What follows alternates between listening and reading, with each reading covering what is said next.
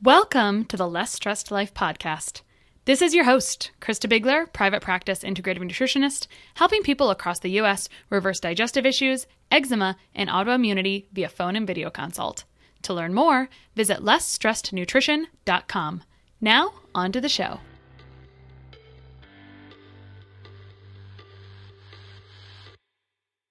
Hey there, it is your friendly integrative nutritionist, Christa Biegler, and I'm coming to you early this week because it is Eczema and Psoriasis Awareness Week online in Summit World. And I'm really honored to be featured this year in the Eczema and Psoriasis Awareness Week. Now, you can still catch the entire week. Of course, there's more than one speaker like most online summits per day, but if you're catching this at the beginning of the week when it publishes, on Monday, my favorite pick would be Karan Krishnan. Remember from episode 23, Forget Everything You Know About Probiotics, still the most popular episode on the Less Stress Life podcast. Tuesday, September 24th, yours truly will be on talking about tough cases of eczema and liver stuff and detoxification.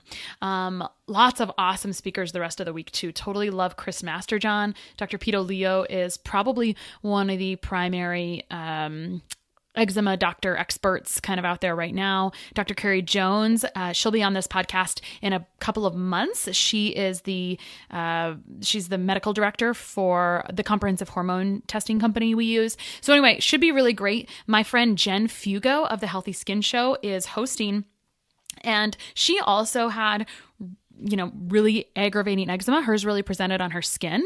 I will mention, I don't know if we've talked about, of course it presented on her skin. Duh.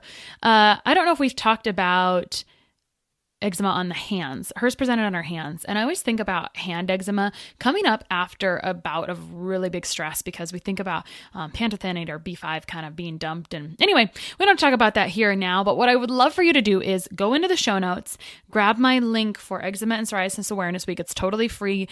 Go in, find it, check it out. If you listen to any episodes, I'd love to hear from you. hello@lessstressedlife.com. You can go to that lessstressedlife.com and leave us a SpeakPipe voicemail. And that's it. I just wanted to get this information out to you earlier this week. So please tune in and let me know what you listen to and enjoy. All right, today on the Less Stress Life podcast, I'm going to tell you a little bit more about something I posted on social media recently, which was about a twitching eyelid. Now, don't turn this off if you don't have a twitching eyelid, but if you know anyone who had restless leg syndrome, has ever had cramps, let's say menstrual cramps, or like a Charlie horse, or the weird twitching, whatever. Let's see, what else? There's a lot of things, and I'm going to tell you all about it. I want to talk to you about magnesium. So what happened to me was, and people will say this, they'll say, oh yeah, I've had that eye twitch before too, or I've had that symptom before too. And it kind of came and went. And I noticed it came around a time of stress. So this happens because when stress or cortisol goes up, so cortisol is our really necessary stress hormone. It controls metabolism and immune system. So it's really necessary. We can't function without it, but we tend to overuse it. Why? Because we kind of end up in this stress state. Actually, cortisol has short action time. It's only supposed to last for about 90 minutes because you should be able to get a flat tire on the way home from work and deal with it. So cortisol going up, that helps you deal with that situation. And then you should be able to go to bed that night. A lot of people have very erratic cortisol. When you're working shifts, it can be very challenging because sleep is not where it should be, really. And so you get circadian rhythms off. And so anyway, I hope we get to talk a lot more about that in the future because that's kind of a really interesting topic. But back to stress. So stress goes up, cortisol goes up, and we get magnesium dumped. Now, fun little mechanism I didn't realize until I was at a microbiome conference recently. I knew that when stress goes up, stomach acid would go down. And I hope that some of you listening to this might be past clients and you know all about stomach acid and its role in preventing gut pathogens from taking hold. I always say stomach acid is the reason that a college kid can eat a leftover pizza that was sitting out all night and not really get sick, because that stomach acid is meant to be the barbed wire fence. It's supposed to help protect you from pathogens from getting past your stomach and into the really important parts, which are in your intestines, which is where all other good magic things happen. And so stomach acid gets depleted for a lot of reasons. One, we do it because of antacid blockers, which is another topic for another day. But stomach acid helps. I mean, it can help with the breakdown and assimilation of proteins and amino acids, and also with B12. Anyway, so it's important for me when my stomach acid is low, I start burping.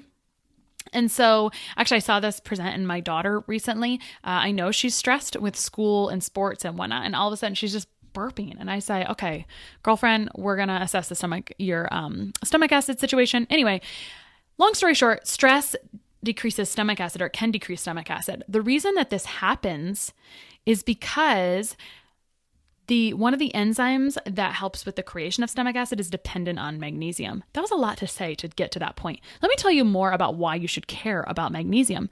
Magnesium is huge. It actually is involved in over 300 biochemical reactions in your body. That's how all the magic happens. Muscle and nerve function. So think about it when you got like a twitch, muscle and nerve function, right? Heart rhythm, again, muscle function. Immune system, it deals with bones, helps regulate calcium and copper and zinc.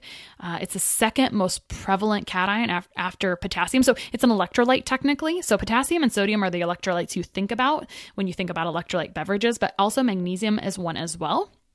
It's really essential in all cells because it helps with so many enzyme function, right? So what does this look like when you have issues? Now, don't read into this too much because when you start to look at symptoms of nutrient deficiencies, we start to see ourselves, which is why I really enjoy nutrient work. It's super fun to not just isolate a nutrient. So I don't want to give you the impression that we're just isolating one thing, but I will say even with great micronutrient testing, even for people that are not deficient in magnesium, I see symptomatic improvements by giving appropriate magnesium. So that's why I wanted to share this with you, because it makes for a less stressed life. See what I did right there? Anyway, so things that can present when magnesium is out of whack is that you can have changes to appetite. You can have nausea, vomiting. Now, those would be kind of odd. You could have fatigue or like muscle cramps. So there's a little different. I think about twitches. I think about heart spasms, heart rhythm, just like restless legs, things like that. It basically relaxes muscles and nervous system. So if you think about it, if you're having cramps, like a period cramp, and you do something that relaxes muscles, it can relieve that, right? It can help with headaches. Now, it doesn't always work. I'll usually do 200 milligrams, and then every 15 minutes, another 200 up to 600. And if it's going to work, it's going to work. And if it's not, it's not. Headaches are another ball game, but it can help. So up to 600 milligrams for a headache after every 15 minutes to see if that's going to work. For cramps, similar. Now, it really helps with mood regulation. Let's talk about how that actually happens. It does help in the production of serotonin. Serotonin is our calming neurotransmitter. We think of serotonin as being kind of a precursor to melatonin. It's also been said that magnesium can kind of mimic the action of melatonin as well. But serotonin, if you think about antidepressants, they're usually just slowing down the excretion or elimination of serotonin. So you want nice, calming neurotransmitter serotonin. So between magnesium and 50 milligrams of B6, etc., that really affects serotonin. So of course it affects your mood because that's your calming neurotransmitter. Now, another way it can affect your mood is with progesterone. Progesterone, I like to give every hormone a person, a personification, because it helps you understand them a little bit better. So for example, estrogen can be a little Jekyll and Hyde like. Progesterone, when you have enough of it, it makes you happy. And when we get older, we have a decrease in progesterone. And there's many reasons that we can have a decrease in progesterone. Anytime there's gut issues, what often happens without going into some of the mechanisms is that estrogen is up. So that looks like kind of not the best periods or menstruational periods. They're just kind of uncomfortable. And then progesterone is a bit down. That's usually what happens. It's kind of it's a teeter-totter. If one goes up, the other one goes down frequently. Not always how it goes, but that's how it often goes. So a lot of people I talk to could always use a little more progesterone support. So magnesium supports that mood in those ways. It just calms the nervous system as well. So if someone is anxious during the day, it doesn't really hurt to take a little magnesium. Now, let's talk about magnesium differences. And to be perfectly honest, I lost half of this recording after I realized it the next day. So I'm hoping I don't forget anything. I would love to hear your questions if you drop them in a SpeakPipe message at lessstressedlife.com. But let's talk about forms of magnesium. So there is magnesium in the drugstore you can buy that's a liquid that is like $1, and it's for stimulating a bowel movement, and it's very uncomfortable. So don't buy that, please. It's not going to do what we need it to do. We need nutrients to get inside of cells because that's where the magic happens, inside cells, where biochemical reactions happen. So the best, because magnesium is a mineral, minerals can be a little bit harder to replete when they're actually deficient. They can take quite a while. The most absorbable version is thought to be glycinate form, and that goes for all minerals: zinc glycinate, magnesium glycinate, etc. I will say that you can get symptomatic relief. Remember earlier I was talking so fast, but earlier I was talking about how even if someone doesn't show a deficiency for magnesium, I still see symptomatic improvement. And who doesn't like that nice calm feeling or whatnot that you're looking for from magnesium? It's subtle, but it's there. So we can get, it doesn't really hurt. And it does, play with calcium, copper, zinc, potassium, vitamin D, but I haven't really had issues with people taking so much magnesium that they're driving those other nutrients down. That can happen with some other interactions. I just don't really see it with magnesium too much. I mean, I've not seen that really at all. So anyway, back to forms. You don't want the garbage form. So magnesium citrate, which you often find on the shelf as Natural Calm, who is not sponsoring this. I often will recommend that because it's easy, but long-term citrate can be a little hard on the enamel on your teeth if you do it day in and day out. So I actually recently tested many versions of magnesium glycinate for taste purposes because I was looking for something that wasn't a pill. I was looking for something yummy that tasted good because Natural Calm comes in so many different flavors. It's sort of like something to enjoy before bed. And so I did find there was a couple brands from Pure Encapsulations and Soroil. If you go to my website, you can get to high quality supplements. Anyway, we don't have to go into that conversation today about why you want to care where you get things. But anyway, they have a couple liquid versions and they're like an apple and a pomegranate and they're super delicious and I love them and probably didn't need to go off on that tangent, but magnesium glycinate is what you are looking for. So 200, 400 milligrams, either of those are really okay. I think starting around 200, 250 is a good place to start. Now, do you have to take this orally? No. I used to recommend people do it topically. Magnesium seems to be absorbed pretty well topically. So one of my favorite ways to get magnesium topically is, well, the cheap way is Epsom salt. That is an option.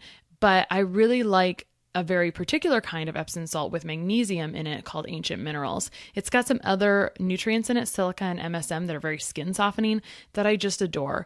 Something I haven't really experimented with because I got a little bit shy with topicals because every magnesium spray would burn me is magnesium lotion. And I'd really like to try Ancient Minerals magnesium lotion, but I haven't gotten around to this yet. So if anyone here tries it, please let me know what you think. I feel like a couple people have told me that it works effectively, but that's it. So I'd love to hear what you think, but you can use magnesium topically, which is a nice option, especially if you want to apply localized magnesium to a certain area, like a twitching in your legs or something like that. That's a reasonable consideration. It's certainly worth an experiment. So to recap, magnesium glycinate. Glycinate is the proper form of minerals, gets inside the cells. More we could talk about with that. To complement this, you can improve fatty acid status. That also helps things get inside of cells. But anyway, another story for another day. Food sources of magnesium include beans, peas, nuts, and seeds, especially pumpkin seeds, whole grains, whole unprocessed grains, legumes, and potatoes. So kind of things that some people eat a lot of, some people don't eat much of at all. And remember, we're dumping magnesium so often because our stress goes up and it goes down. I believe that also caffeine causes that mechanism as well. Like I think because caffeine would increase cortisol, so that does make sense. I was thinking that caffeine also dumped magnesium. So there you have it. There's a little bit of magnesium. It doesn't hurt to just trial it and to dose up a little bit. In general, you want to split up most dosages overall, but if you take a little bit too much in one sitting here, up to 600 milligrams is not really a concern. It's not really going to be a problem. So if you give it a try, let me know. I'd love to hear if it helps with sleep or any other symptoms for you, or if it was just what you needed, or if you want to hear about some other topics similar to this, certain nutrients or whatnot, I'd love to also hear from you at hello@lessstresslife. Make sure you scroll down and check out the show notes. I know they're kind of hard to find in the iTunes app now, but if you just scroll down, you can click on the link and go and check out Eczema and Psoriasis Awareness Week. I would be so grateful if you would check out my talk there about detoxification and skin issues, if it's relevant to you, or if you share that with a friend. I will see you next week when we're back to talk about acne with my friend Robin. Have a great week. One of the best gifts you could give us at the Less Stress Life is your feedback. We are paid in podcast reviews. If you enjoyed this or any other episode, please leave us a review. In the iTunes store or from your podcast app, just search for Less Stress Life as if you're not already subscribed. Click on the banana face image, scroll to the bottom where it shows the text of other reviews, and write a review. While you're there, hey, make sure you hit subscribe. For Android or Stitcher users, you gotta go to the desktop site and search for Less Stress Life and then scroll down to leave a review. Stitcher doesn't load Apple reviews on their site, so if you want, you can leave a review in both places. Your feedback means a lot to the success of the show. Thanks so much for taking the time to do that. You rock.